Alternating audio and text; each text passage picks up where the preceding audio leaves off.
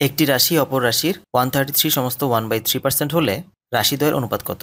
তো এরকম শতকরা থেকে অনুপাত বের করতে বলা হলে আমরা খুব সিম্পল উপায়ে মানটি বের করে ফেলতে পারি। এখানে দেওয়া আছে একটি রাশি অপর একটি রাশির সামথিং পার্সেন্ট।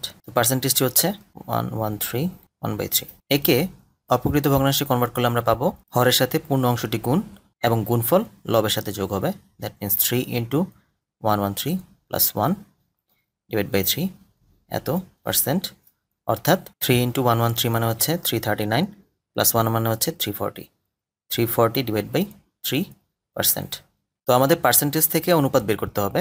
তো এর জন্য আমরা সিম্পলি একটি কাজ করব, এখানের এই পার্সেন্টেজটি উঠিয়ে হরের সাথে 100 গুণ করে দিলেই আমাদের অনুপাতটি চলে আসবে।